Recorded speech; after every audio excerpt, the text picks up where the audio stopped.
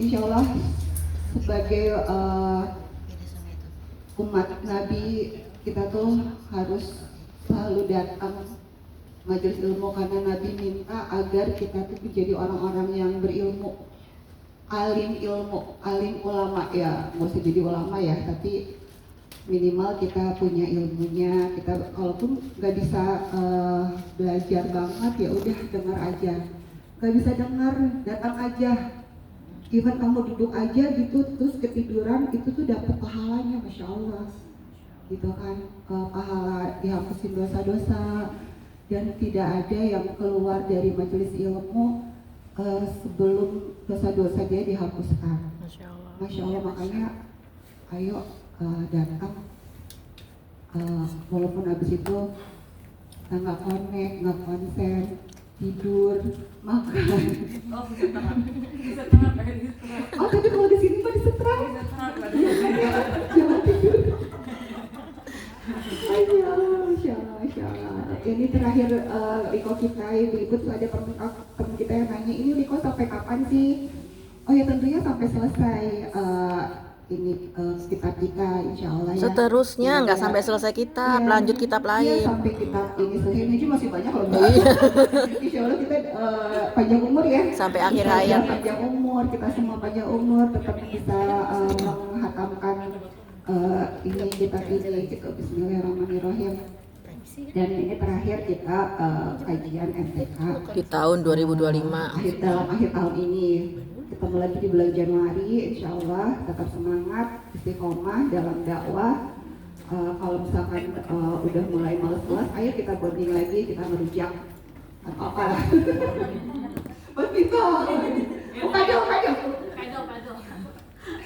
Insya Allah akan tidak berpanjang malam lagi, kita persilakan ya saja untuk memulai lipa hari ini. Bismillahirrahmanirrahim. Alhamdulillah. Ta'ala. Saya mulai kok kajian pada pagi hari ini. Auzubillahiminasyaitonirrajim. Bismillahirrahmanirrahim. Assalamualaikum warahmatullahi wabarakatuh. Waalaikumsalam warahmatullahi wabarakatuh. Innal hamdalillah nahmaduhu wa nasta'inuhu wa nastaghfiruh wa na'udzu billahi min sururi anfusina wa min sayyiati a'malina. May yahdihillahu fala mudilla lahu wa may yudlilhu fala hadiyalah. Asyhadu an la ilaha illallah wa asyhadu anna Muhammadan abduhu wa rasuluhu la nabiyya ba'dah. Rabbi shrah li sadri wa yassir li amri wahlul 'uqdatam min lisani yafqahu qawli. Allahumma 'allimna ma yanfa'una wanfa'na bima 'allamtana. Allahumma hdina wa dibina wa ja'alna sababan wa sabilan liman ihtada. Rabbi zidni 'ilma warzuqni fahma. Amin amin ya rabbal alamin. Alhamdulillah, puji syukur kehadirat Allah Subhanahu wa taala. Pagi hari ini di bulan Desember tahun 2025 ini kita masih diberikan kemampuan, rezeki, hidayah dari Allah Subhanahu wa taala. Karena rezeki hidayah itu rezeki yang sangat besar. Ya. Ini merupakan rezeki yang Allah berikan juga kepada para nabi, para rasul, siddiqin, orang-orang yang soleh. Itu adalah rezeki hidayah. Mudah-mudahan dengan rezeki hidayah ini, kita datang ke kajian ini, Allah turunkan berkah yang banyak. Allah lindungi kita dan anak keturunan kita. Sisa usia penuh dengan hidayah dan perlindungan Allah. Yang sedang ada di rumah, orang-orang yang kita cintai dilindungi Allah. Yang di luar rumah dilindungi Allah. Hajat-hajatnya diijabah oleh Allah Subhanahu wa taala. Dipertemukan dengan orang-orang yang baik dan dijauhkan dari orang-orang yang buruk. Amin ya rabbal alamin. Salawat berserta salam tak lupa kita haturkan kepada kekasih kita yang kita muliakan, yang kita rindukan, Nabiullah Muhammad sallallahu alaihi wasallam. Semoga Allah Subhanahu wa taala bangkitkan kita di belakang barisan Rasul sallallahu alaihi wasallam di padang mahsyar kelak, yang diakui sebagai hamba Allah dan umat Rasul sallallahu alaihi wasallam. Ibu apa kabar? Sebelum saya mulai, saya mau ucapin terima kasih dulu sudah dibuatin video dukungan untuk Madarik Institute. Masya Allah. Iya loh, niat banget, Masya Allah, tabarakallah. Terima kasih ya. Karena kalau dalam dakwah itu kan kita harus saling support. Ya, jadi Kalau orang yang sudah berjalan di jalan dakwah tuh tahu betul, itu sangat berharga sekali support yang seperti itu. Saya itu ketemu sama jamaah bilang begini, Ustazah, habis gimana ya, saya ini nggak bisa ngapa-ngapain lagi. Karena kalau misi kajian itu saya nggak bisa jadi ustazah, nggak bisa. Yang bisa cuma jadi pengurus pengajian. Terus saya katakan kepada beliau, Mbak, pengurus pengajian itu sesuatu. Karena kalau ada ustazah aja, nggak ada yang ngurusin pengajian, nggak ada yang ngurusin eventnya. Terus gimana ustazah itu mau ngajar? Kalau memang bantuan dari orang lain berupa support agar kita itu bisa ada tempat untuk menyampaikan ilmu itu tidak berarti, maka Rasulullah SAW itu tidak memiliki sahabat dong. Terus apa fungsi sahabat Rasul? Kan fungsi sahabat Rasul itu kan support. Ada yang support di hartanya, ada yang support di tenaganya, ada yang support di ilmunya. Hanya cukup Rasulullah dengan malaikat aja cukup. Tapi kan tidak, setiap Nabi dan Rasul itu butuh teman, butuh support. Jadi ibu-ibu jangan pernah mengatakan bahwa saya hanya bisa ini. Enggak, karena dakwah itu tidak akan bisa berjalan kalau cuma ada guru doang. Butuh orang yang gelar karpet, butuh orang yang bungkusin konsumsi, butuh orang yang terima tamu, butuh orang yang support syiar juga, mungkin followersnya banyak dan lain sebagainya, temannya banyak. Itu namanya dakwah. Jadi dakwah itu urusannya jamaah. Ibu yang dirahmati oleh Allah Subhanahu wa Ta'ala, saya jadi teringat, ya kan? Ini ibu semuanya sudah hafal. Orang itu meninggal itu nanti ditinggalkan semuanya kecuali 3 perkara. Apa aja? Ilmu yang manfaat, harta yang bernilai jariah, doa anak yang soleh. Ibu kalau lihat ya, 3 amal ini bukan amal individu, ini amal jamaah. Amal individu tuh ibu sholat sendirian, ya, sendirian aja, ngaji sendirian, zikir sendirian. Itu kan amalan individu. Untuk mendapatkan ilmu yang bermanfaat, seseorang itu harus punya guru. Lalu dia harus ada masyarakat yang dengan masyarakatnya itu dia bisa aplikasikan ilmunya kan gitu. Dia harus ketemu orang. Dapat ilmu dia ketemu orang, ilmunya ini jadi manfaat juga ketemu.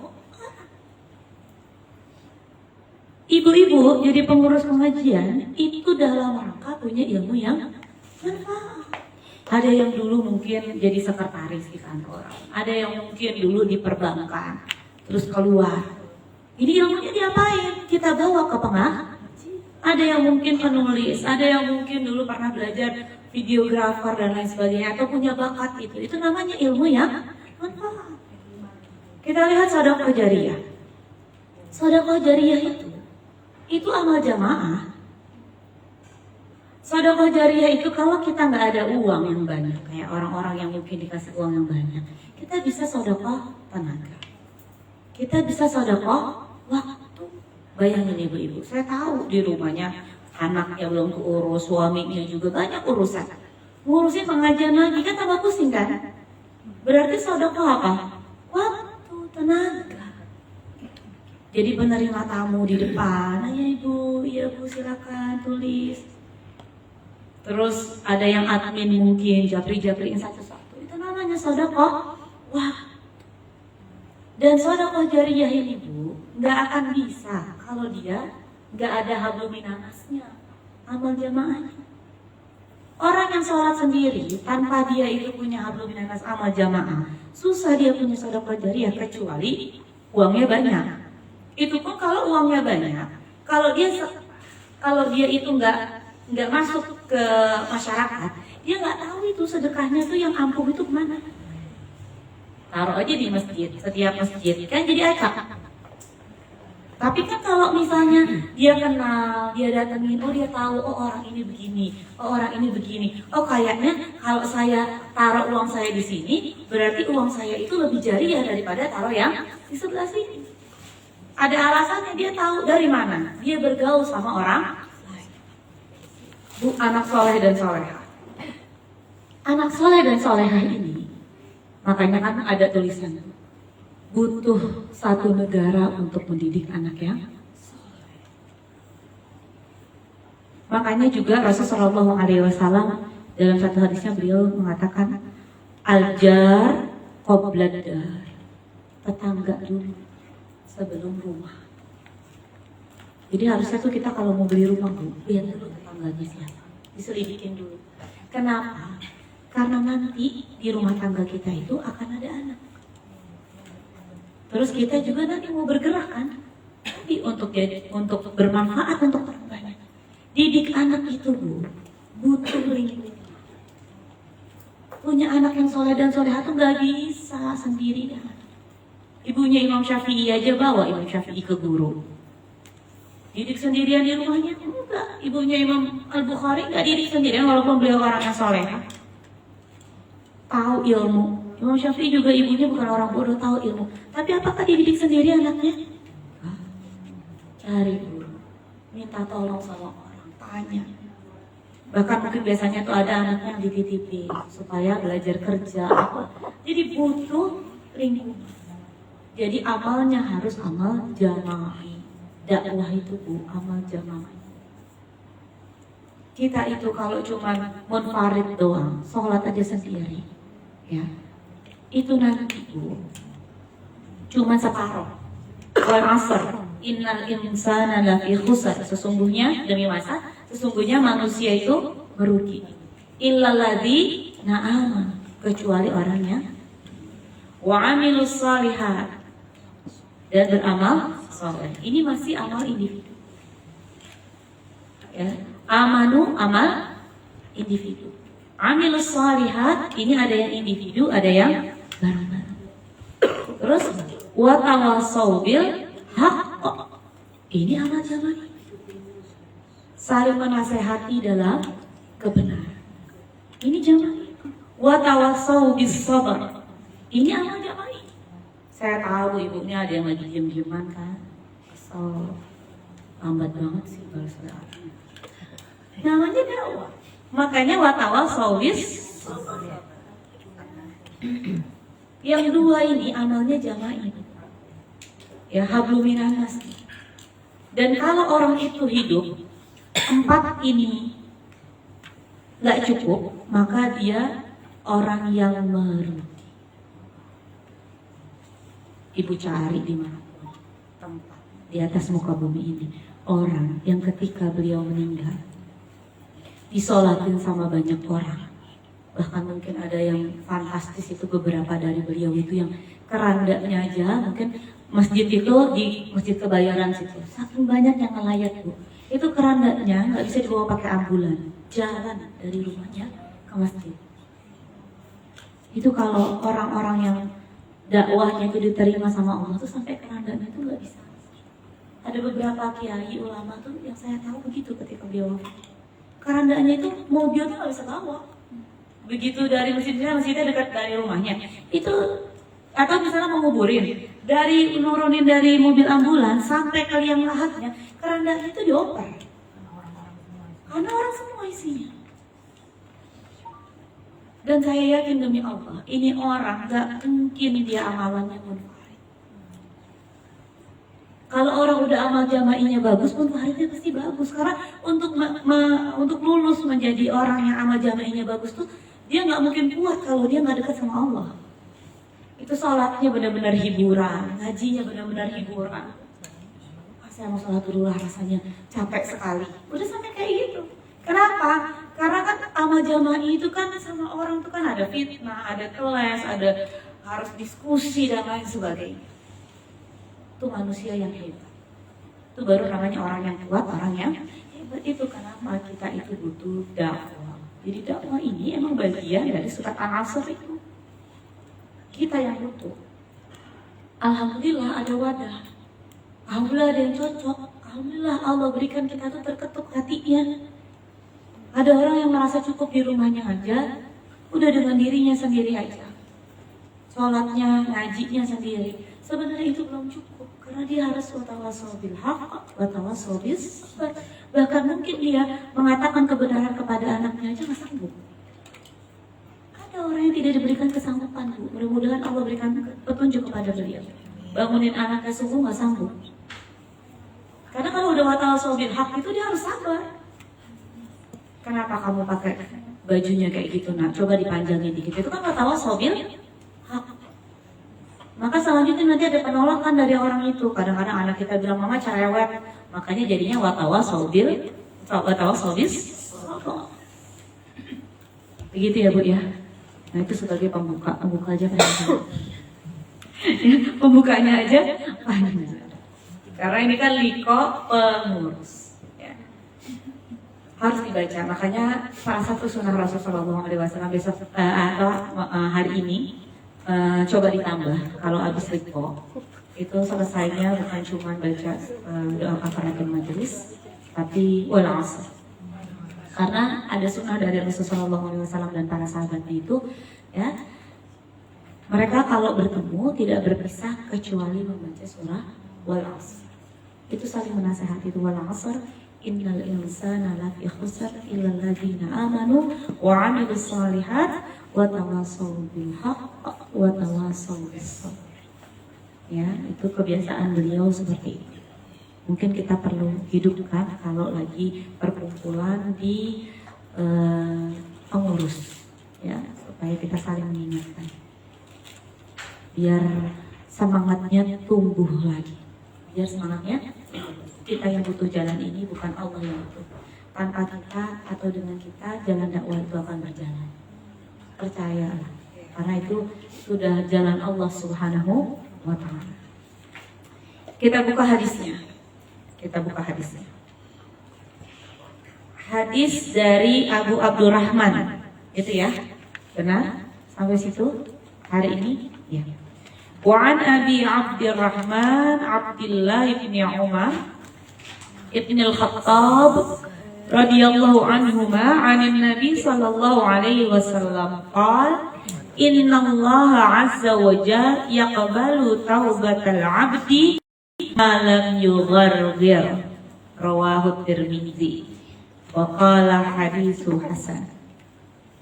Dari Abu Abdurrahman Abdullah bin Umar bin Al-Khattab radhiyallahu anhuma, dari Nabi sallallahu alaihi wasallam beliau bersabda, sesungguhnya Allah Azza wa Jalla menerima taubat setiap hamba sebelum nyawanya sampai di kerongkongan atau dalam kondisi sekarat.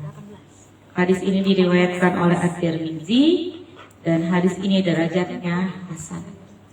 Ibu, sebelum masuk ke dalam hadis ini, Umar bin Khattab radhiyallahu anhu, beliau ini sahabat yang punya kekhasannya apa, Bu? Ibu taunya apa? Hah? Tegas, jago perang, ya. Nah, Rasulullah itu orangnya lembut. Kalau memang Rasulullah itu bisa sendiri ketika berdakwah, nggak perlu orang, nggak perlu Umar bin Khattab. Bahkan Rasulullah itu bersyukur sekali doain Umar itu bisa masuk ke dalam Islam. Karena kadang-kadang itu dai itu ada satu momen yang dia tuh nggak bisa marah. Kalau dengan diri dia yang dengan lisan dia marah tuh nggak bisa. Atau meminta sesuatu tuh orang bilangnya, aduh kok jadi dai seperti itu. Maka butuh orang seperti Umar bin Khattab. Karena Rasulullah itu nggak bisa setegas Umar bin Khattab. Beliau itu orangnya sangat lembut dan terasa. Akhirnya setiap ada sesuatu yang butuh ketegasan, Umar yang keluar. Nah kan kita juga begitu, pengurus pengajian kan gitu. Ada yang orangnya tegas, kalau nggak suruh maju, terus saya kayaknya kan. Udah, siapa di sini biasanya gitu? Hah? Bali ya. Maju. Begitu Bali bilang maju. Ya, langsung pada maju. Itulah dakwah. Dakwah itu setiap orang tuh punya potensi masing. Potensi yang mungkin ibu-ibu juga nggak tahu dari Umar bin Khattab, tegas dan ahli perang. Itu yang udah umum. Umar bin Khattab ini, Bu, ulama, ahli fikih. Sampai ada kitab itu tentang fatwa-fatwa Umar bin Khattab. Fatwa-fatwa Utsman itu nggak ada, tapi fatwa-fatwa Umar bin Khattab ada. Beliau fakih. Karena beliau itu orangnya itu kadang-kadang ada turun ayat, atau turun ayat itu karena tadinya Umar bin Khattab ngomong ke Rasul. Misalnya Rasul udah punya keputusan di perang ini A. Terus kata Umar, bukannya bagusnya B, wahai Rasulullah. Rasulullah aja sudah menjadi Rasul aja masih mendengarkan. Biasanya Abu Bakar itu sama dengan Umar, dengan Rasulullah, mohon maaf. Karena Abu Bakar ini sifatnya juga lembut sama kayak Rasulullah. Umar itu dia out of the box, makanya jadi ulama fikih. Dia punya fatwa Umar, yang fatwanya itu kalau dibaca, kok begini sih? Tapi itu berdasar, dan gak mungkin Umar bin Khattab itu sesat. Dan turun ayat mengiyakan apa yang diberikan masukan dari Umar bin Khattab. Jadi yang dibenarkan sama Allah itu perkataannya Umar, yang diambil itu perkataannya luar biasa kan Umar. Jadi Umar ini cerdas. Dia tidak hanya cuma ototnya doang yang luar biasa, ya, sama singa itu dilawan, nggak pakai apa-apa. Jadi kalau ada kisah Umar bin Khattab melawan singa, Hamzah radhiyallahu anhu dan Umar bin Khattab radhiyallahu anhu itu melawan singa, Bu. Itu bukan pakai panah. Ini singa, ini Umar, bulat, dan menang. Digotong, dibawa ke depan Ka'bah. Makanya kalau ada apa-apa, Umar bin Khattab tuh beberapa posisi itu di sebelahnya Rasul. Begitu ada orang kurang aja langsung dikeluarin pedangnya. Atau kadang-kadang udah langsung ditergap sama Umar. Gak boleh begitu sama Rasulullah. Jadi memang gak mungkin Rasulullah yang mengamani diri beliau sendiri. Beliau harus di makomnya Rasulullah Sallallahu Alaihi Wasallam. Berapa kali tuh Rasul bilang jangan digituin Umar, udah Umar. Masukkan lagi pedangnya Umar. Ya. Dan beliau ini pintar, cerdas, ulama fikih. Jadi beliau itu jadi fakihnya Madinah. Nanti anak beliau, Abdullah bin Umar, di sini kan Abu Abdurrahman tulisannya, ya, Abdullah bin Umar bin Al-Khattab. Ini anaknya Umar bin Khattab. Abdullah bin Umar, ini anaknya Umar bin Khattab. Umar bin Khattab ini kalau harta emang nggak dikasih sama Allah. Ya, nggak seperti Utsman. Enggak, pas-pasan. Hartanya itu pas-pasan. Makanya jangan sedih, orang tuh punya kelebihannya masing-masing. Tapi Umar bin Khattab itu punya ilmu dan anaknya itu jadi ilmuwan juga. Abdullah bin Umar ini sahabat muda, masih ketemu Rasulullah, beriman juga seperti ayah. Tapi Abdullah bin Umar ini setelah wafatnya Rasulullah, beliau jadi faqih di Madinah, menurunkan bakat ayah. Ya, jadi dulu ada fikih itu sebelum ada 4 mazhab itu ada fikih Ahlul Madinah. Atasnya itu urutannya itu nanti nyambung ke Umar, nyambung ke Abdullah bin Umar. Ini luar biasa ya. Terus Umar bin Khattab juga, ini kelebihannya memang anak keturunan. Siapa anak keturunannya Umar bin Khattab yang jadi khalifah yang sangat adil? Umar bin Abdul Aziz. Mewarisi kakeknya yang ketika menjadi khalifah. Umar itu kan menjadi khalifah itu kan dahsyat. Ya, bisa menaklukkan mana-mana. Memang karena beliau cerdas. Taktiknya tuh jalan. Terus Umar bin Abdul Aziz juga keturunan dari Umar bin Khattab. Jadi setiap orang itu Allah berikan keberkahan. Ada orang yang mengecilkan sayangnya Allah tuh cuman kasat mata. Kalau Umar ini dia butuh waktu untuk kelihatan berkahnya beliau di jalan Allah. Karena kelihatan tiba-tiba anaknya jadi ulama fikih.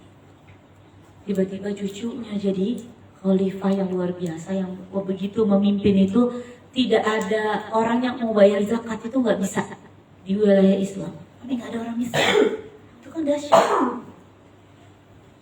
Tapi kan butuh waktu. Kadang-kadang kita ini udah berbuat ini kapan ya Allah? Kok nggak kelihatan keberkahannya ya Allah? Karena Umar bin Khattab ini nggak langsung kelihatan kayak Utsman, dagang laku. Ya, apa-apa pas-pasan.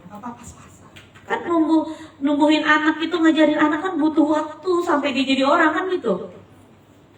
Tapi ajak aja Umar bin Khattab udah ke situ. Husnuzon sama Allah. Ternyata Allah berikan yang luar biasa.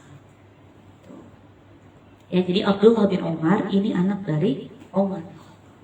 Ya, ulama dari sahabat, ulama fikih, fakihnya sahabat. Kalau orang fikih itu harus menguasai Al-Quran, menguasai hadis. Jadi banyak ilmu yang harus dikuasai. Jadi kita baca di sini bahwa sesungguhnya Allah Azza wa Jalla menerima taubat setiap hamba sebelum nyawanya sampai di kerongkongan dalam kondisi sekarat. Orang Bu, kalau sudah sekarat, kenapa taubatnya itu nggak diterima? Kenapa? Karena tabir ghaibnya sudah dibuka. Dalam hadis sahih itu kan, kalau orang dalam keadaan sakaratul maut itu akan didatangi malaikat. Kalau amalnya soleh bagus, malaikatnya gampang, wangi, disapa dengan sapaan yang lembut. Kalau amalnya buruk, malaikatnya ngeri dalam bentuk yang paling buruk. Ya, dalam kondisi yang paling buruk, lalu menyapa dengan sapaan yang kasar. Terus ditarik dalam keadaan paksa, sekencang-kencangnya. Kalau dia itu soleh, sudah penampakannya yang paling baik, wangi, disapa dengan sapaan terbaik, ditarik dengan pelan-pelan. Permisi dulu. Nanti kalau misalnya kita udah dalam keadaan gitu, ini kan semua camat ya, calon, kita baru tahu capeknya kita berdakwah itu, oh ini loh. Tuh. Karena semua sahabat itu sebenarnya Bu, sahabat Rasul tuh, beliau itu, semua yang beliau kerjakan, ilmu beliau, harta beliau, anak beliau, walaupun beliau nikmati juga di rumah. Sampai ada salah seorang sahabat Rasul tuh bilang, wahai Rasul, kalau apakah celaka saya ini udah jadi orang yang munafik? Kenapa? Saya kalau dekat engkau itu rasanya tuh surga tuh sejengkal. Begitu pulang, kayaknya sama anak sama istri saya jadi lupa. Ketawa-ketawa, kata Rasulullah, nggak apa-apa, begitu orang yang beriman. Kami begini dan begitu.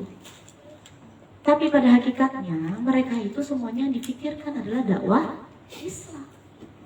Punya anak pintar, jadi insinyur, jadi apa? Mikirnya apa? Nah, kalau pintar nanti tolongin ya banyak umatnya Rasul. Nah, berbuat ya untuk umatnya Rasulullah, untuk dakwah. Begitupun kita kan, sehari-hari juga begitu. Kita Bu, kalau kita itu ngurusin rumah kita misalnya nggak ada mbak, alhamdulillah kan kalau ada qadarullah ada yang ada mbak. Kalau enggak, kalau kita cuma mikirnya anak kita itu nanti supaya berbakti sama kita di usia tua, supaya kita nggak dibuang sama anak kita, supaya dia transfer uang ke kita, aduh Bu capek. Kalau kita tuh niatnya ini, supaya nanti dia jadi umatnya Rasulullah yang baik. Supaya kalau saya ketemu Allah dan Rasulullah, saya bisa bersaksi, Allah saya telah berusaha jadi istri dan ibu yang baik. Saya telah berupaya, itu gak gampang capek. Makanya kalau orang yang gak suka sama Islam itu, disebutkan agama adalah sandu. Harus dipisah orang dari agama. Karena orang itu kalau sudah Allah, rasanya tuh dia capek sih, nangis sih, tapi punya tenaga lagi buat balik. Kan aneh, jadi kayak candu, memang kayak candu karena orang itu, ada orang tujuannya cuma dunia, kita tujuannya akhirat. Jadi etos kerjanya itu tinggi sebenarnya, kalau tujuannya akhirat. Gitu ya Bu. Jadi kalau orang sudah meninggal dunia itu, dia udah bisa lihat malaikat. Maka begitu melihat malaikat itu tiba-tiba, saya bertaubat, nggak diterima. Bu, saya tanya, kenapa sih Allah itu berikan kita rukun iman yang sebagian besar itu gaib? Iman kepada Allah. Emang ibu lihat Allah? Emang ibu tahu ada Allah? Lihat emang nyata. Iman kepada yang kedua apa? Malaikat. Emang ibu lihat malaikat? Terus iman kepada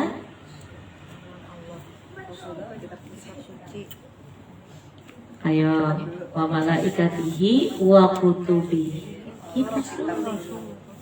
Kitab Bu, dari 4 kitab yang ibu lihat cuma Al-Quran. Yang ketiga emang ibu tahu pernah ada Zabur, ada Taurat, mana Injil yang asli emang ibu lihat. Terus para nabi dan emang ibu ketemu. Makanya kan ada orang yang ngomong, kamu tahu dari mana kalau ada Nabi Muhammad? Kan dulu nggak ada videonya, nggak ada apa-apa. Tahu dari mana kalau asli? Ada Nabi Adam itu ada. Kamu bisa aja dibohongin loh. Nabi Daud itu ada. Siapa tahu aja itu cerita kayak Jakataruk misalnya. Ya kan? Gaib dia. Terus apa lagi? Hari akhir, kodok dan itu gaib semuanya. Dari segitu, yang nyata itu cuma berapa persen? Al-Qur'annya. Yang lainnya itu udah menjadi gaib bagi kita. Malaikat, orang bilang percaya itu kan dongeng. Enggak ada malaikat, bisa aja. Di situ justru ujian dari Allah Azza wa Jalla. Ibu saya tanya, punya suami? Yang punya suami semua di sini ya. Kadang-kadang kan takutnya ada yang mungkin dalam keadaan gak punya suami, atau punya anak, atau punya suami. Yang paling gampang nih karena yang kalau cinta tuh suami istri yang paling gampang. Suaminya bilang begini, Mama, aku sangat mencintaimu Mama.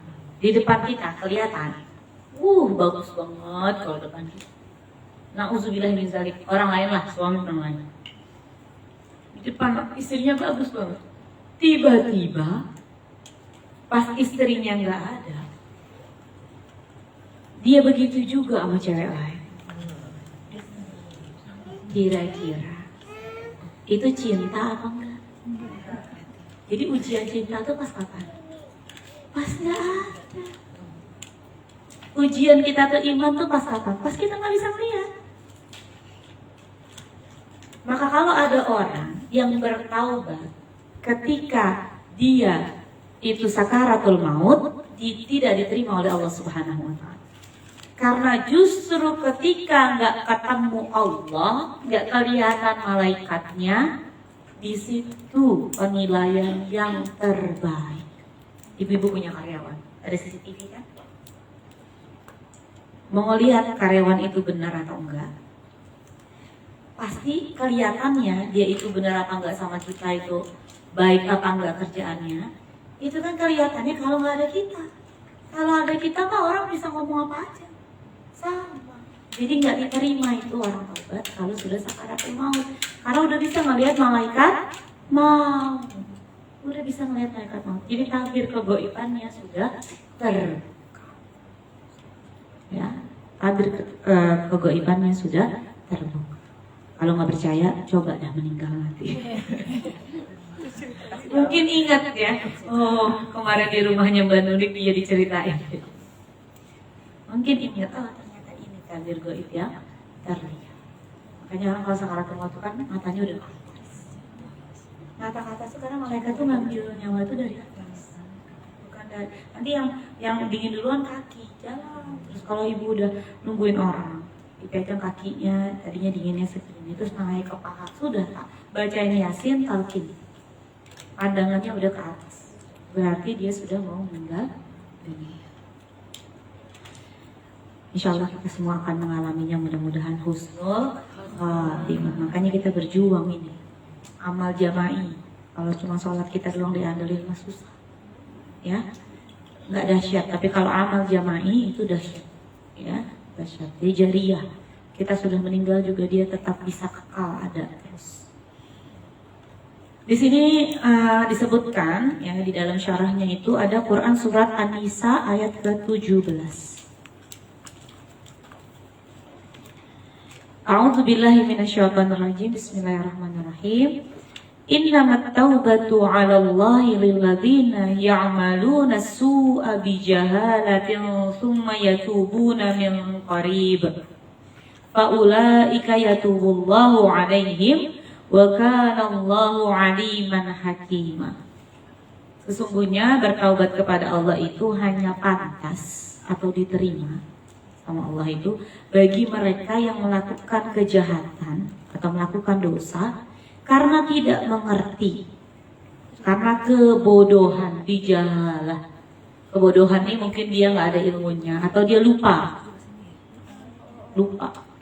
ya. Kebablasan gibah, lupa dia. Ya. Kemudian dia tobat summa yatubuna min qarib. Kemudian dia itu bertaubat segera. Di sini juga diterjemahkan itu sebelum sakaratul maut, segera. Jadi orang beriman itu kalau buat dosa taubatnya segera, istighfarnya segera. Tahu-tahu kita pakai kerudung ngikatnya kekencengan, kelihatan sini kita, dikasih tahu sama teman kita, itu lehernya kelihatan. Jangan marah, langsung ditutup, langsung astagfirullah. Segera, biarin aja lah. Emang lagi gerah nih, sini deh, adem-adem. Nah itu bukan orang yang beriman. Kalau diomongin ada sesuatu mungkin auratnya terbuka atau apa, atau misalnya kita itu sikap kita tidak baik, langsung istighfar, taubatnya segera. Maka orang beriman ini memang lawannya adalah orang yang sombong, selain juga orang yang kafir. Orang yang kafir itu adalah orang yang sombong. Orang yang sombong tuh apa sih? Batarul haq wa ghamtun nas. Batarul haq, dia itu tidak mengakui kebenaran. Jadi kasih tahu yang benar malah nggak mau. Itu sombong. Terus mengecilkan orang lain. Ah, lu siapa? Kan lu tahu. Lu nggak tahu. Itu namanya sombong.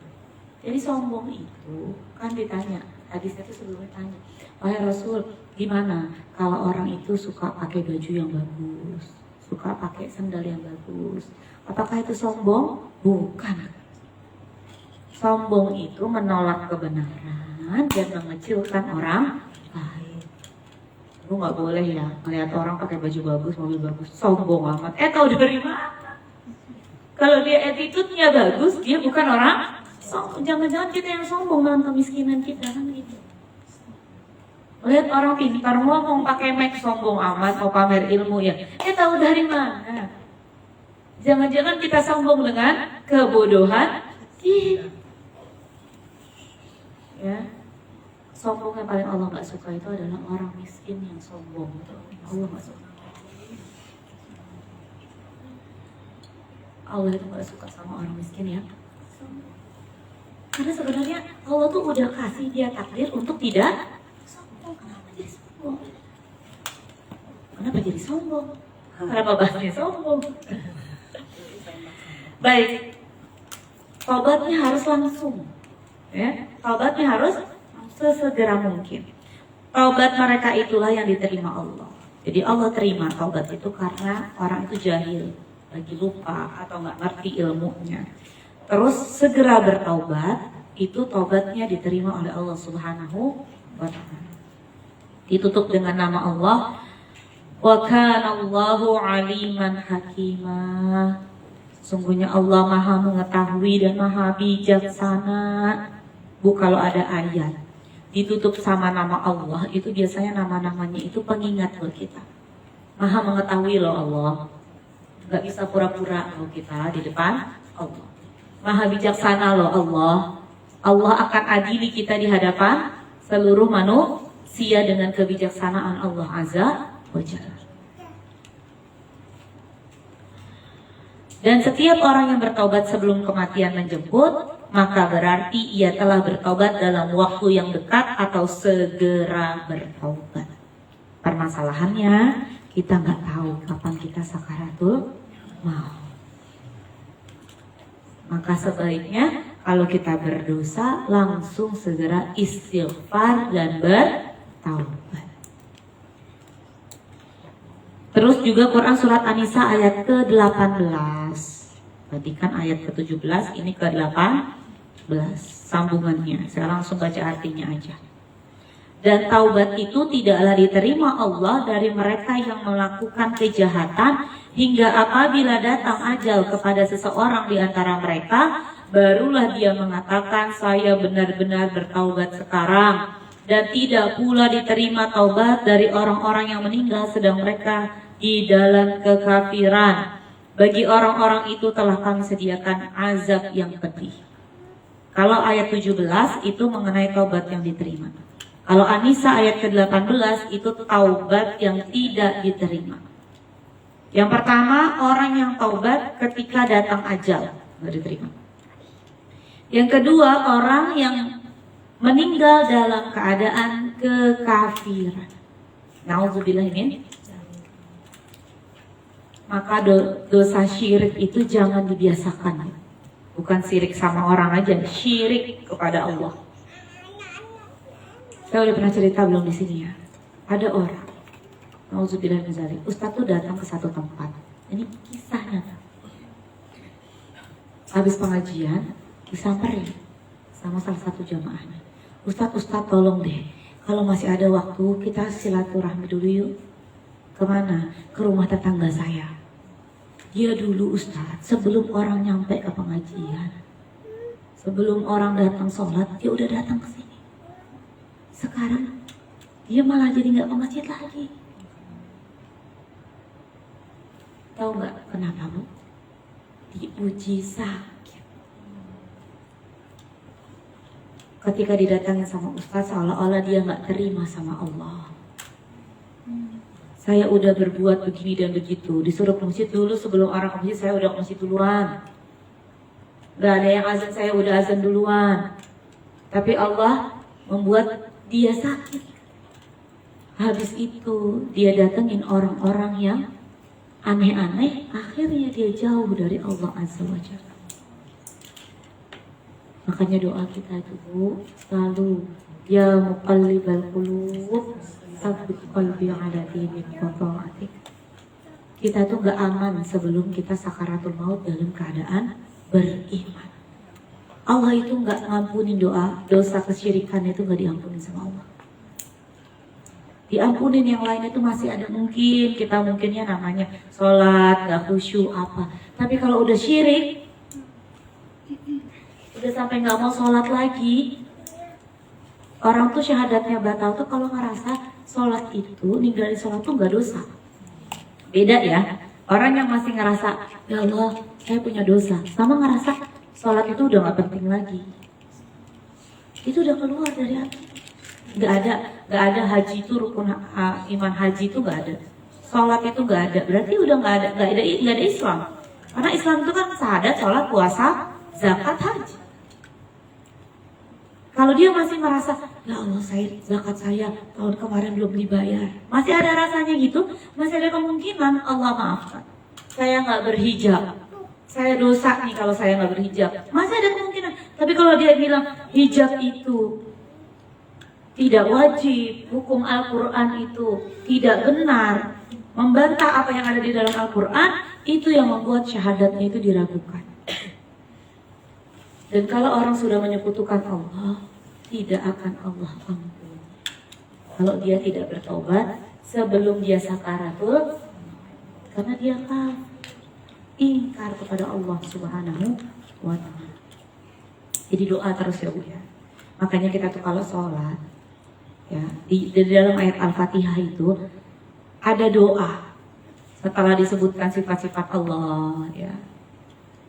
Setelah kita itu memuji Allah, ada doanya. Ihdinas siratal mustaqim. Itu doa, Bu. Doa. Dan ihdinas siratal mustaqim ini tidak hanya doa keimanan, tetapi kalau kita dalam keadaan sulit memutuskan sesuatu, kita minta sama Allah. Kan takutnya kita kejebak nanti orangnya jahat atau kejebak ke dalam dosa. Minta sama Allah, ihdinas siratal ladzina an'amta 'alaihim ghairil maghdubi 'alaihim waladdallin. Makanya terakhirnya amin. Karena itu doa benar-benar doa keselamatan untuk kita. Ya. Nabi dan Rasul itu ujiannya besar, tapi Allah berikan nikmat. Nikmatnya apa? Selalu dalam jalan yang lurus, jalan hidayah Allah Subhanahu wa ta'ala. Selanjutnya, ini tentang Fir'aun nih Bu. Sebaik-baik orang gak ada yang mau dipanggil Fir'aun ya Bu. Ibu ini kadang-kadang hidupnya maunya kayak Fir'aun. Bukan ibu, orang di luar sana maunya hidupnya kayak Fir'aun. Tapi kalau dipuji maunya ibu seumpama Ibunda Khadijah. Dia nggak tahu Ibunda Khadijah hidupnya kayak gimana ya. Udah kaya, udah cantik, udah pintar, harus dampingin 3 tahun diboikot. Tinggal di tenda. Ibu kalau perkemahan Sabtu Minggu dulu Bu, 2 hari ibu di tenda 1 malam, badannya rasanya gimana? Ini orang cantik, paling cantik, kaya, paling kaya, pintar, paling pintar. Mau 3 tahun. Makan sampai gak ada makanan lagi. Cuma rumput-rumput doang. Ini makanya berjuang di jalan dakwah tuh begitu. Cuma binatang-binatang kecil. Tapi apa? Ketika satu waktu beliau itu membawa nafkah, terus datang malaikat Jibril bicara kepada Rasulullah, sampaikan kepada Khadijah, salam dariku dan dari Robnya, baginya rumah di surga. Kita nih hidup maunya kayak Fir'aun, jabatan punya, harta punya, nyuruh orang semuanya harus patuh. Nggak ada yang berani sama Fir'aun, nyebut dirinya Tuhan, tuh MPD tingkat tinggi. Fir'aun tuh pasti. Kalau dulu ada penelitian psikologi, itu pasti di MPD, nggak mungkin enggak. Sampai ngaku dirinya tuh, mungkin udah di atas MPD, mungkin ada penyakit apa lagi kan? Ya, itu kan luar biasa. Kita maunya begitu, semuanya lengkap kayak Fir'aun. Tapi maunya disebut sama orang Ibunda Khadijah.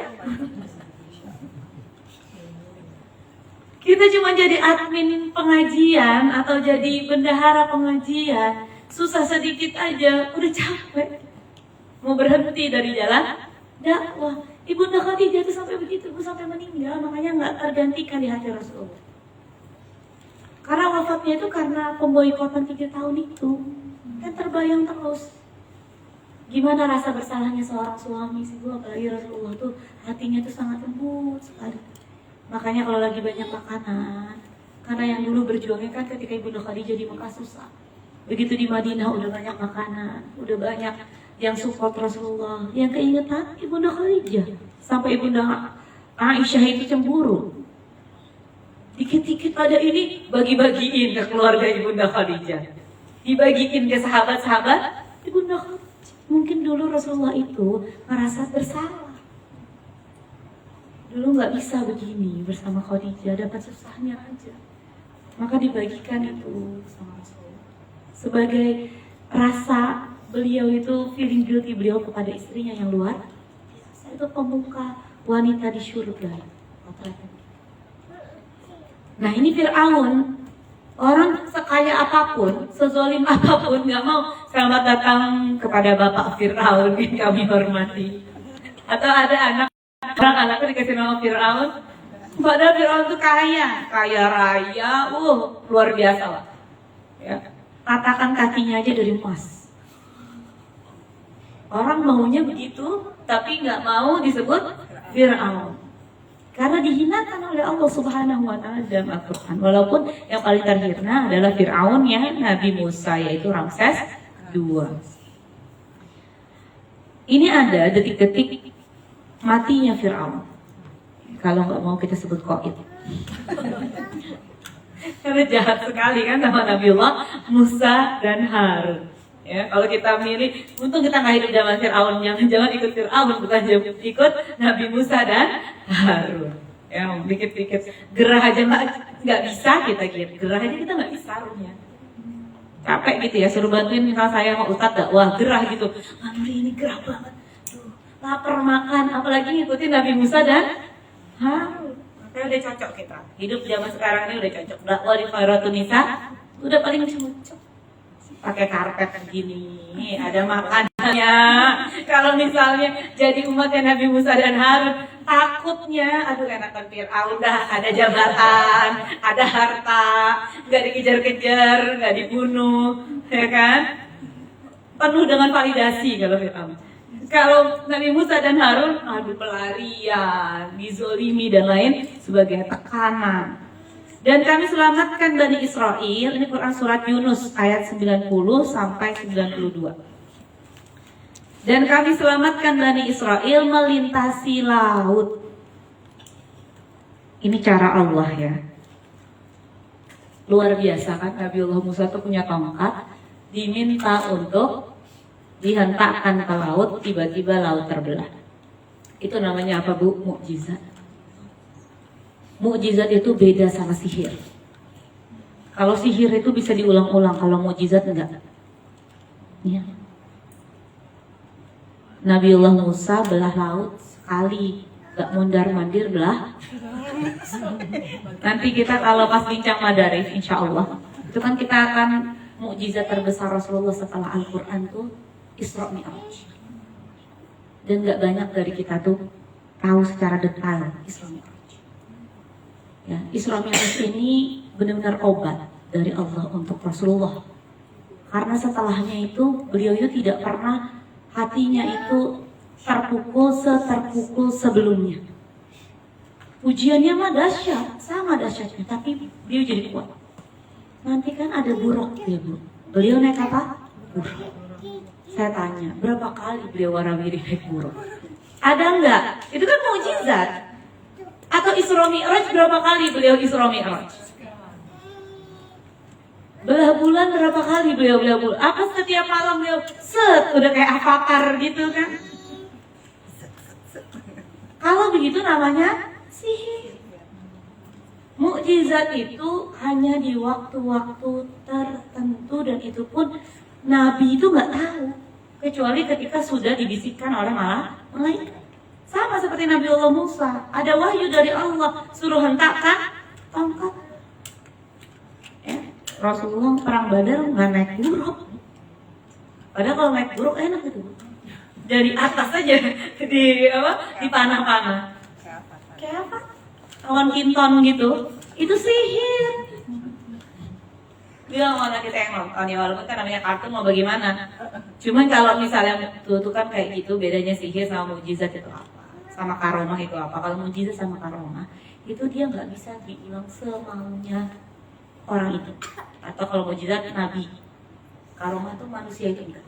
Dan ketika terjadi, beliau sendiri juga bingung kenapa itu bisa terjadi. Dan kami selamatkan Bani Israel melintasi laut. Ini Masya Allah.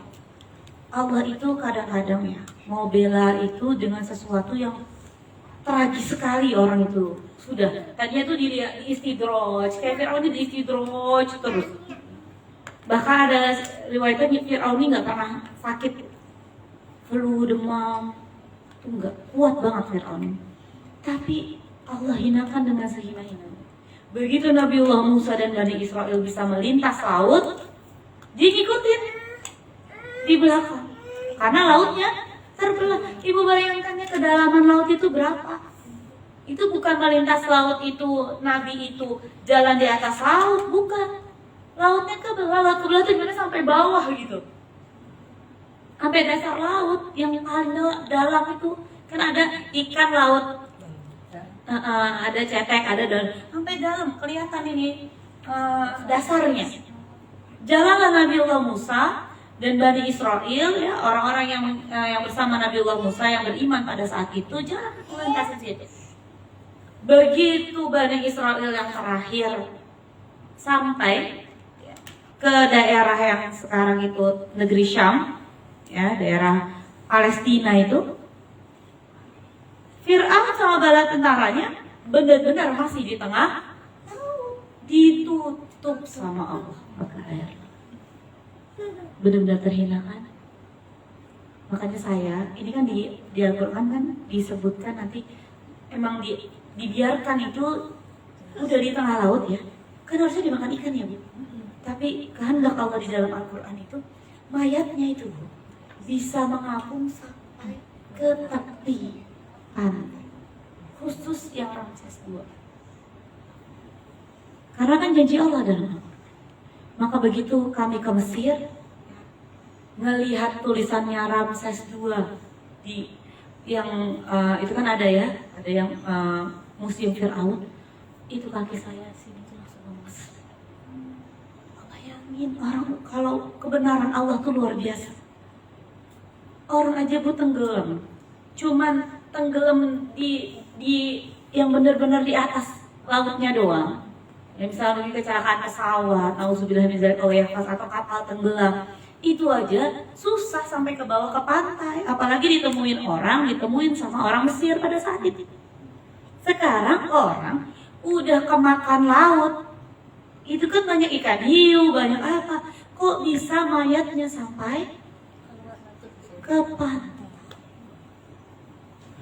Dan itu masih utuh, kepala sampai kaki sampai tangan, kelihatan tulangnya masuk di awet. Udah menciut ya.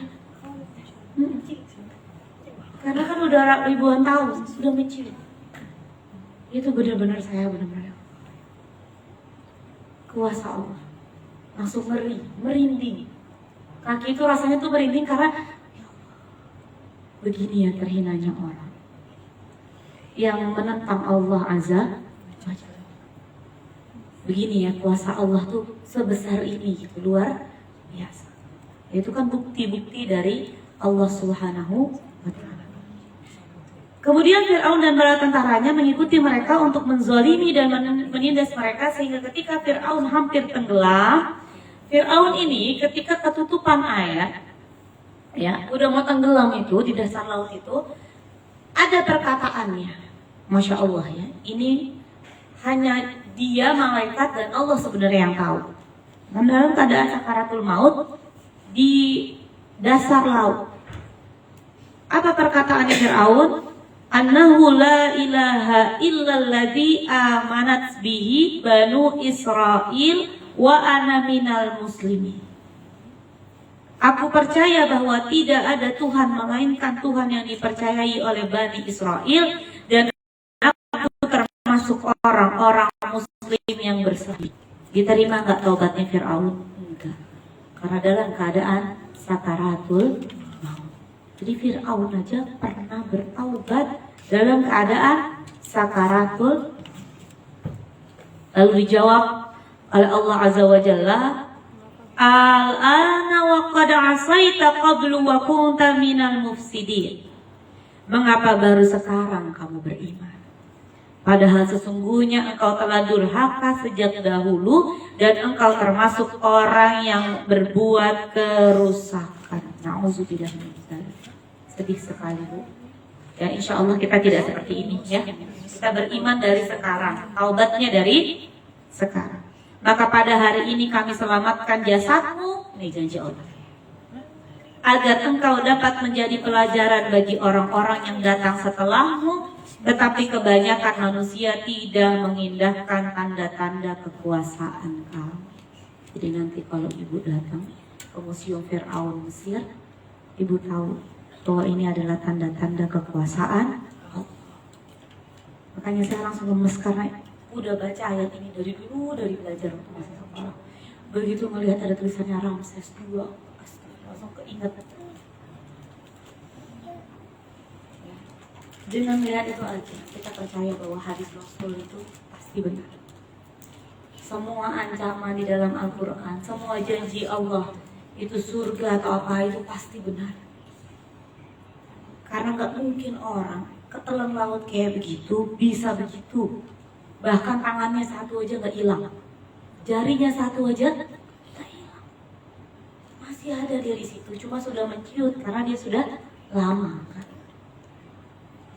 Kalau bawa anak ke situ diceritakan, dibacakan ayatnya ini, coba baca dulu, nanti kita mau ke Museum Fir'aun. Buka dulu Quran Surat Yunus ayat ke-90 sampai 92. Kita akan saksikan bagaimana Allah itu betul-betul selamatkan Fir'aun jasadnya supaya menjadi pelajaran untuk kita. Itu ya Bu ya. Saya kira kita Demikian, kita sambung lagi nanti di hadis ke selanjutnya. Karena hadis selanjutnya ini juga luar biasa faedahnya. Ya. Dari pelajaran hari ini kita tahu bahwa itulah ternyata dunia. Dan tidak ada yang lebih bahagia. Di dalam kitab Ibnu Katsir itu beliau menuliskan, orang yang paling bahagia adalah orang-orang yang Allah berikan nikmat. Siapa orang yang Allah berikan nikmat itu? Mereka adalah para nabi dan rasul. Mereka adalah para siddiqin dan orang-orang soleh setelah. Gak ada yang lebih bahagia daripada itu. Ujian mereka itu besar, tetapi Allah berikan nikmat kepada mereka untuk bisa kuat menghadapi ujian dalam keadaan beriman kepada Allah Subhanahu wa Ta'ala dan tidak menyekutukan Allah dengan sesuatu apapun sampai beliau meninggal dunia. Ya, cukuplah Fir'aun menjadi pelajar, bertobat ketika nyawa di kerongkongan, Allah tidak terima, bahkan ada jawabannya. Mengapa baru sekarang? Dulu kamu durhaka, membuat kerusakan di atas muka bumi. Insya Allah, ya, orang yang beriman itu tidak durhaka kepada Allah Azza wa Jalla. Ada pertanyaan? Saya kembalikan ke Mbak Yanti dulu. Ada yang mau bertanya?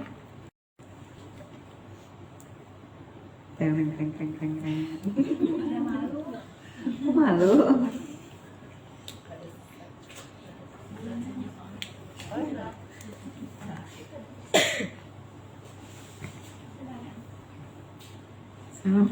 Assalamualaikum warahmatullahi wabarakatuh. Ustazah, boleh nggak di luar dari kajian? Boleh, insya Allah. Kalau selama saya bisa jawab, saya jawab. Tapi kalau nggak bisa, mungkin ada hubungan sedikit atau tentang zolim. Zolim, ya. Ya.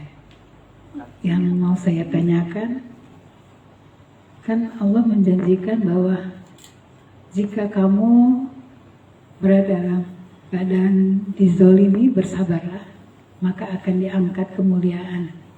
Kan janji Allah seperti itu ya. Saya baca surat apa ya.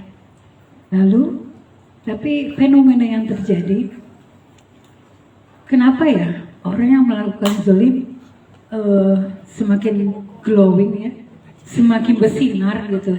Sedangkan yang terzolimi semakin Kayaknya sulit hidupnya. sulit ya. Terus tidak bisa, hanya bisa diam. Apakah janji Allah itu akan dinikmati setelah after dunia? Ya. Atau apa yang harus kita sikapi dengan hal seperti ini ya Ustazah? Iya. Terima kasih.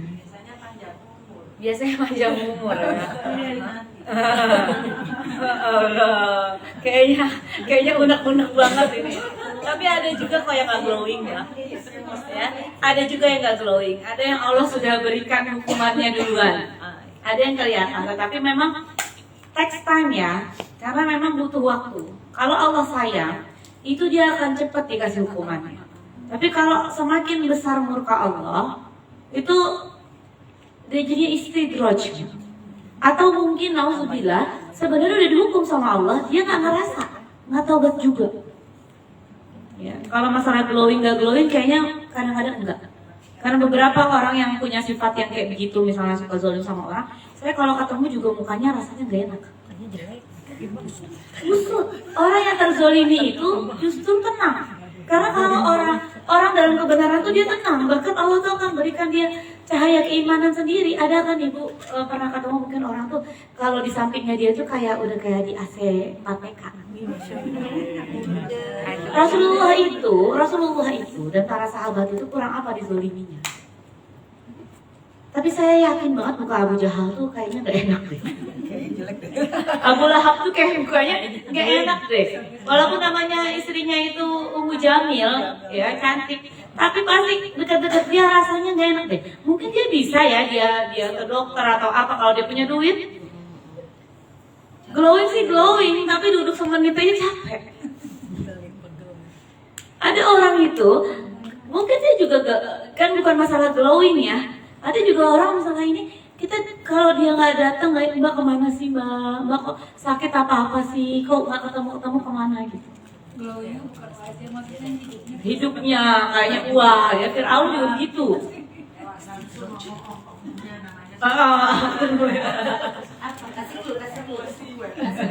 Agak takut soalnya kita kan bukan pengacara ya kan, nanti kena lagi ya kan.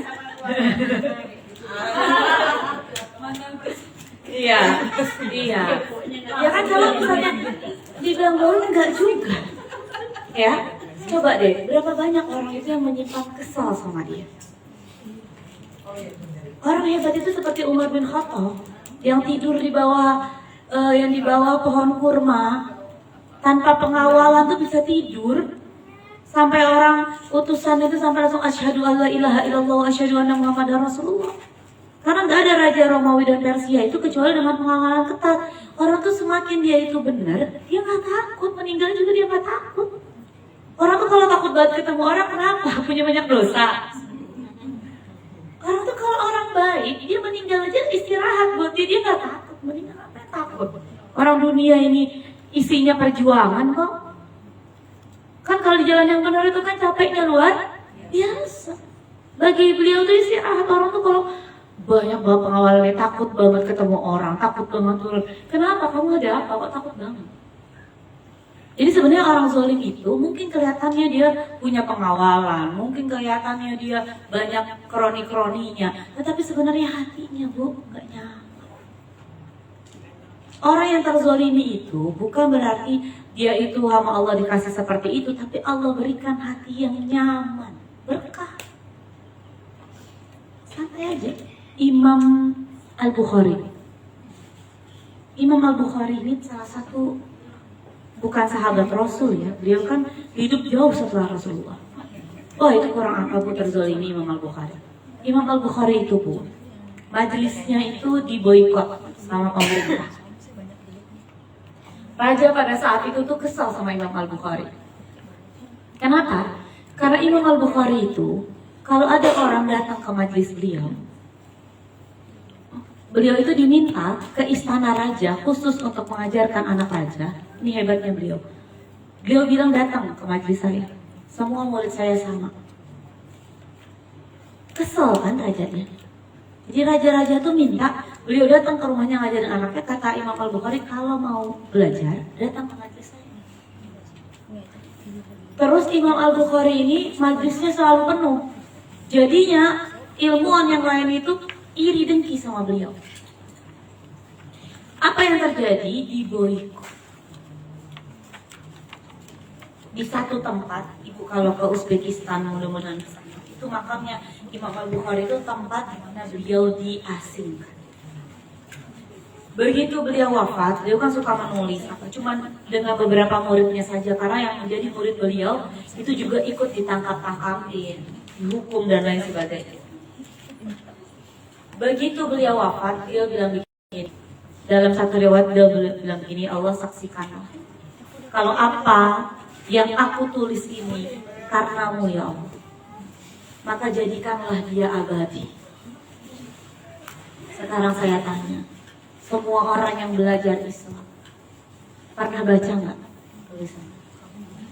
Beliau itu jadi ahlul hadis nomor 1, periwayat hadis nomor 1.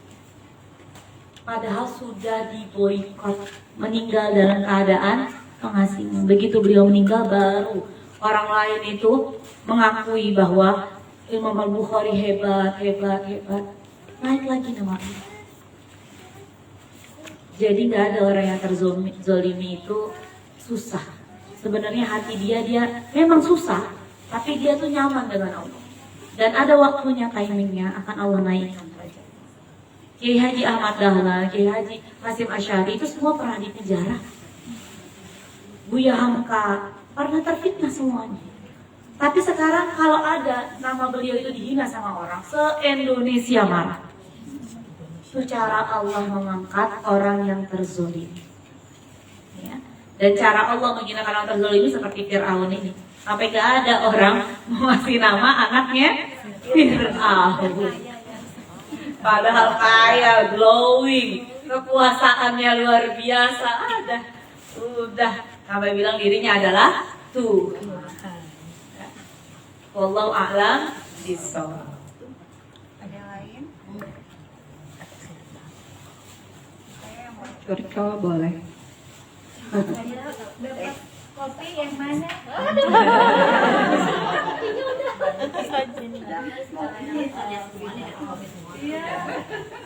Tulang itu bentuknya tulang belulang. Tulang itu. Iya, saya kan udah tulang sana. Itu beneran tuh dia itu ya. Kalau ada tulisannya Ramses II itu dia. Namanya dia itu dia. Itu di apa ini? Bumi diawetkan. Karena kan ada banyak memang. Hidayah kan ada banyak. Ada banyak. Yang Ramses ya. Iya. Karena itu. Iya. Ada banyak, ada namanya. Kan ada dibaca itu di tengah-tengah kalau nggak salah.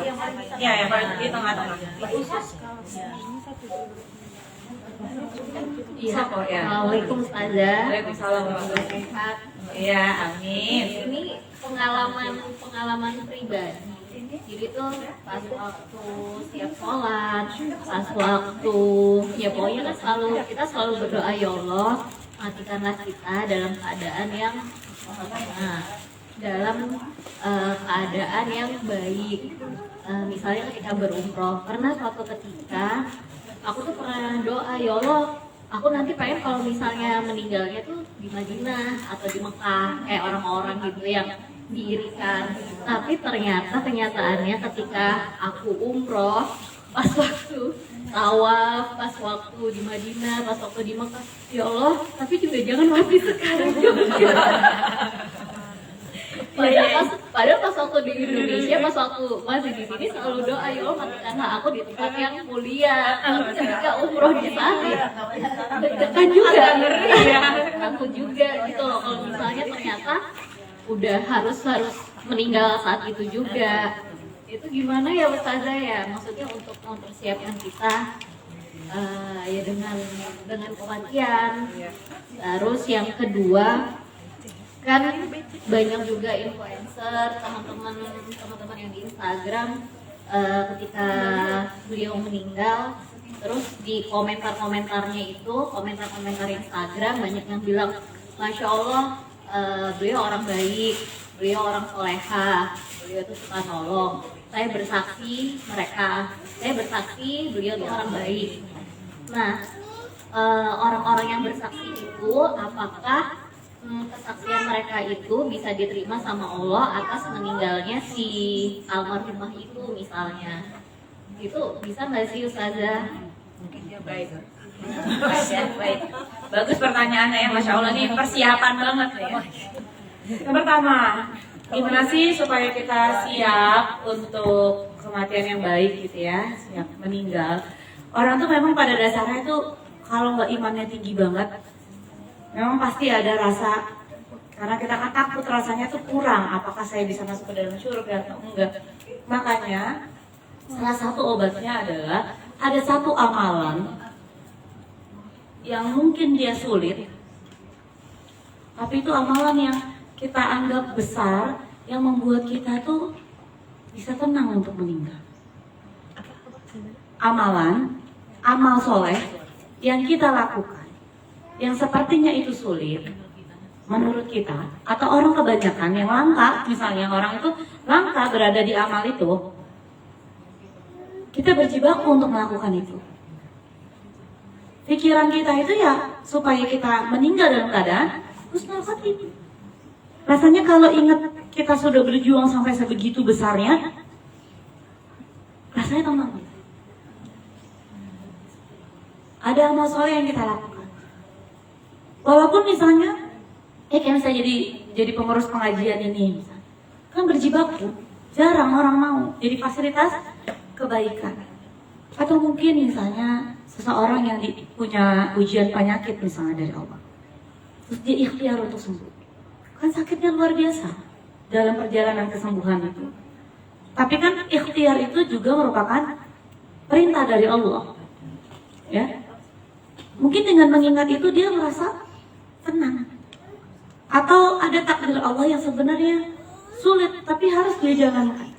Berjibaku dia di situ. Padahal berdarah-darah rasanya, sulit rasanya untuk bisa ikhlas. untuk bisa percaya bahwa ini adalah takdir Allah, bagian untuk saya, untuk nerima dengan sabar, nerima dengan syukur, apalagi. Dan kita ngerasa kita udah berusaha, mungkin amalan itu yang membuat kita bisa tenang menghadapi kematian, gitu. Ya, karena kalau saya baca dari kisah-kisah orang yang hebat-hebat dari Bunda Maryam, Bunda Khadijah, Bunda Fatimah, Bunda Asia, itu amalan beliau. Dapat takdir apa dari Allah, tetap beriman, diterima takdir dengan leluasa, dilakukan sesuatu dengan luar biasa sepenuh hati. Ya. Kalau belum terbayang, berarti sisa usia ini ayo kita berjibaku. Mungkin ada takdir-takdir yang sulit, harus merawat orang tuanya yang sakit, punya mertua mungkin orangnya agak beda sama yang lain, punya mantu mungkin yang orangnya agak beda sama orang lain, punya anak yang mungkin orangnya agak beda dengan orang lain, apa yang kayaknya itu berat banget. Terima, ya, terima takdir itu dari Allah, ikhtiar kebaikan, ya, yang membuat kita ketika kita meninggal mudah-mudahan Allah terima. Gitu ya, tuh. Terus yang kedua, makanya doanya tuh kita minta husnul khatimah aja. Allahumma inna nas'aluka husnul khatimah. Allahumma inna nas'aluka husnul khatimah. Dimanapun tempatnya, yang penting saya minta husnul khatimah.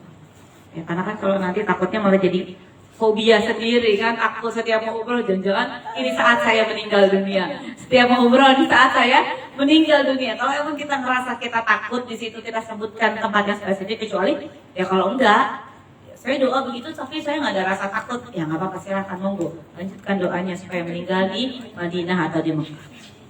Tapi kalau rasanya begitu, kita minta husnul khatimah aja. Allah yang maha tahu di mana tempat yang terbaik, yang penting husnul khatimah. Ya, dikuburin dimanapun tuh sama, yang penting husnul khatimah. Selanjutnya apa lagi? Oh iya, terus kalau misalnya udah meninggal, Oh iya. kesaksian dari orang-orang yang ada di dunia itu apakah bisa menolong kita? Iya, hadisnya itu kan kalau ada orang meninggal dunia, yang saya udah ulang-ulangi itu, ya, disolatkan 40, 70 atau 100 orang, yang orang itu tuh mendoakan kebaikan untuk beliau, ya, maka Allah akan terima itu, mustajab, ya, doanya itu mustajab. Makanya kalau orang bilang bersaksi orang baik, bersaksi, maksudnya kan begitu. Tapi syaratnya harus ahlut tauhid. Ahlut tauhid. Ahli tauhid. Jadi di hadapan Allah, orang-orangnya itu ahlu tauhid. Makanya jangan tinggalin jalan dakwah. Karena ahlu tauhid itu adanya di masjid-masjid. Kebanyakan di majelis-majelis, kebanyakan begitu. Dibanding di tempat-tempat yang lain. Saya itu sebenarnya bukan orang yang nyaman di depan orang baru dan banyak. Sebenarnya udah berulang-ulang kali saya tuh menolak untuk jadi ustazah. Bukan nyaman. Awalnya tuh dalam tanda kutip kayak kecelakaan gitu, mau gak mau.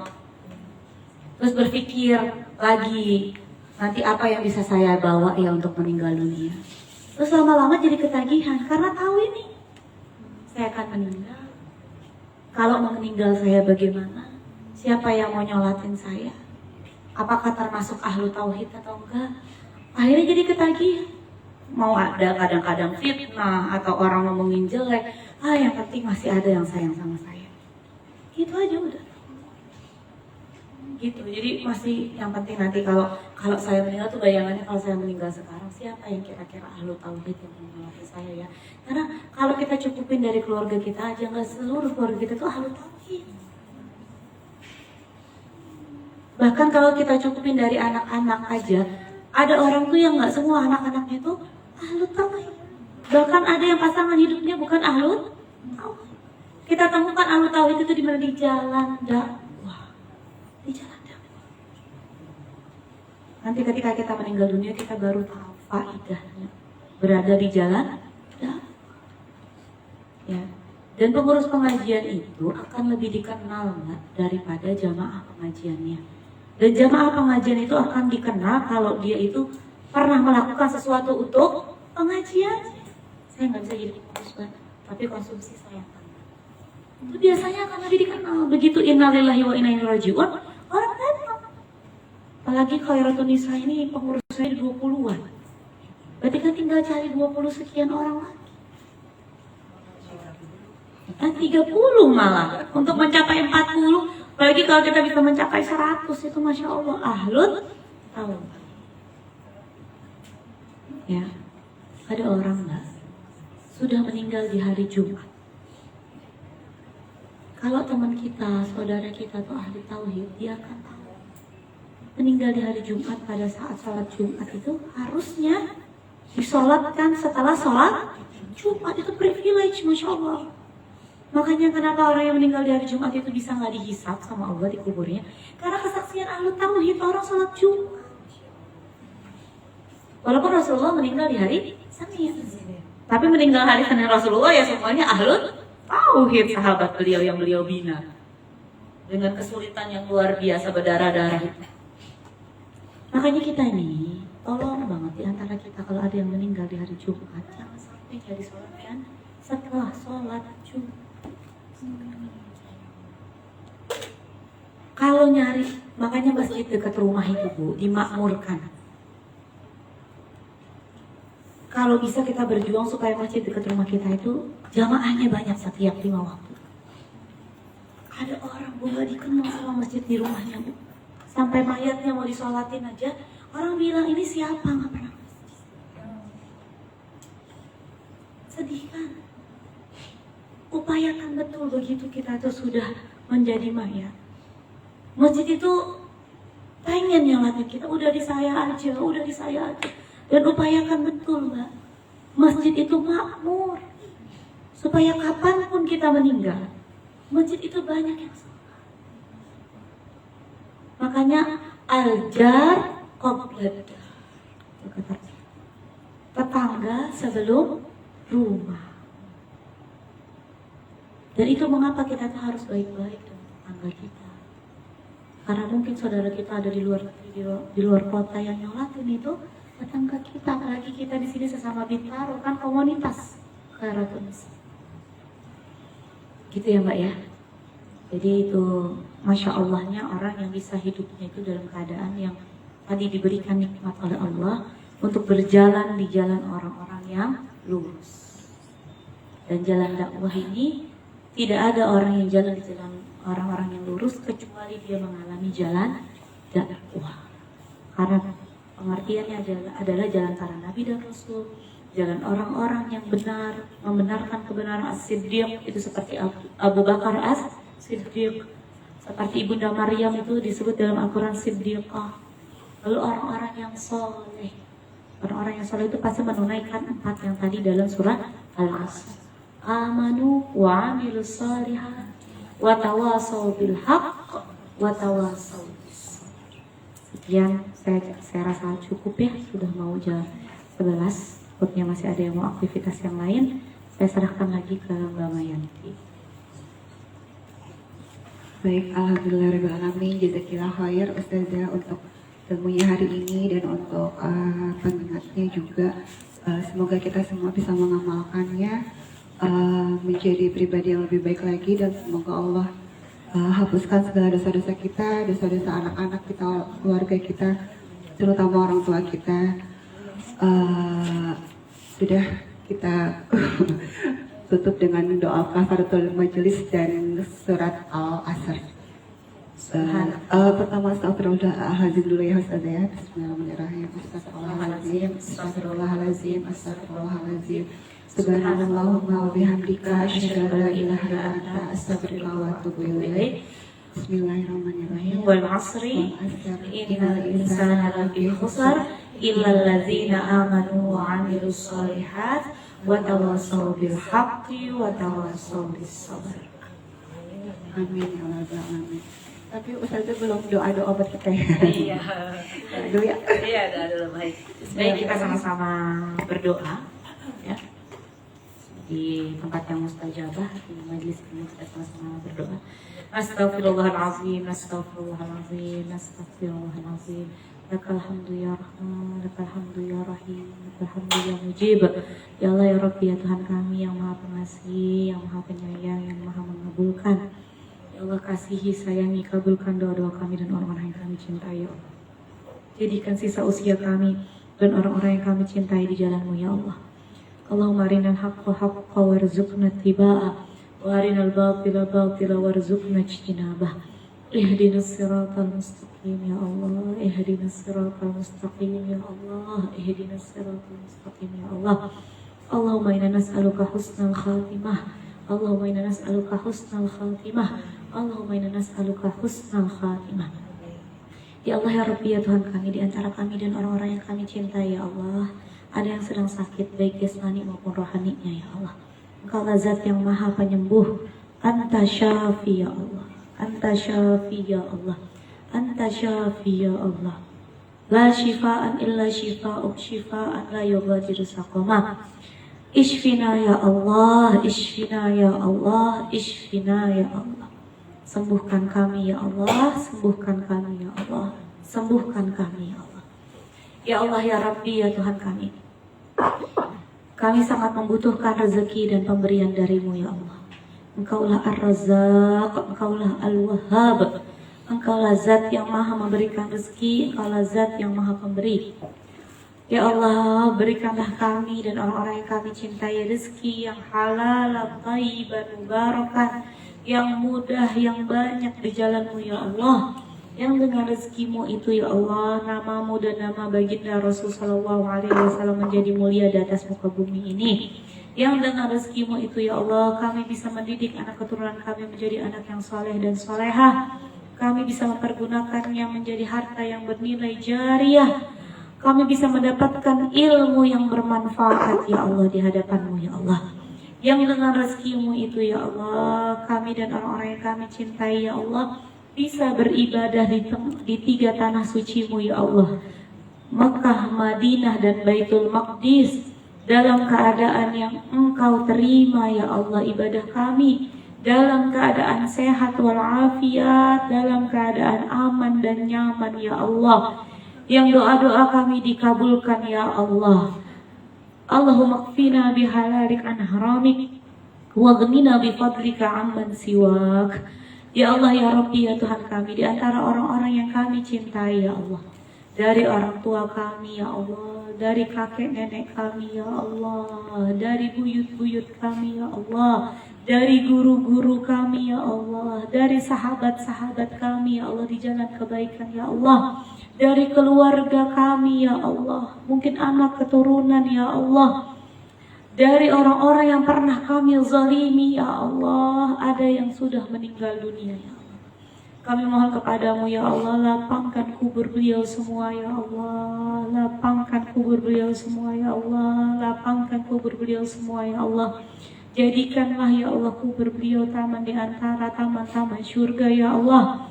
Allahumma ighfir lahum warhamhum wa'afihim wa'fu anhum.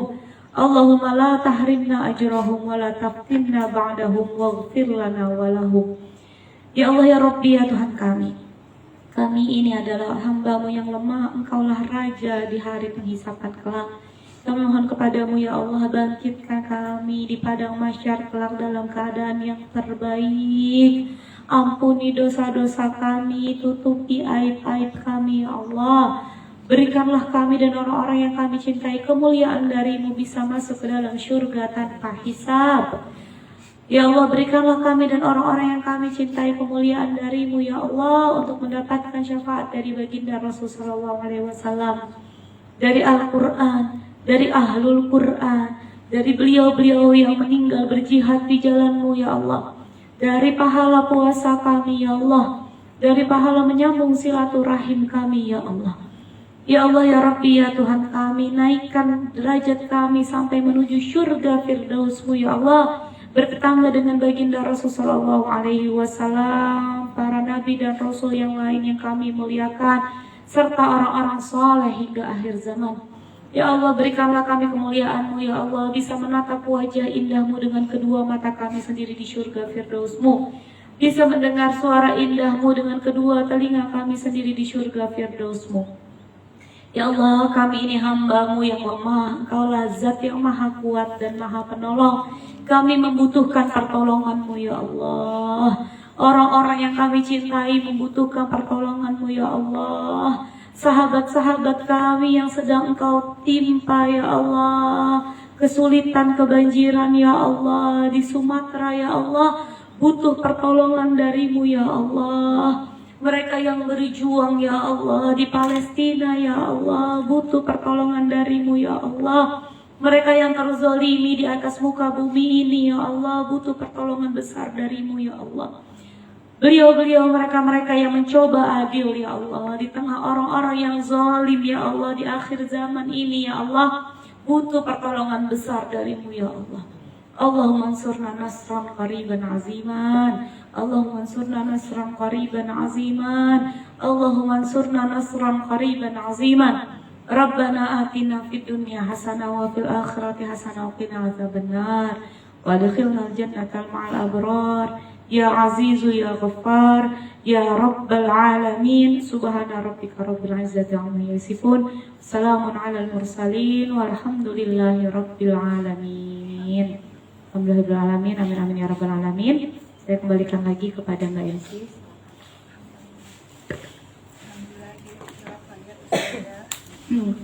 Atas doa-doanya. Bincang Madarif 2026 Liko Majlis Talim Khairatun Nisa siap hadir.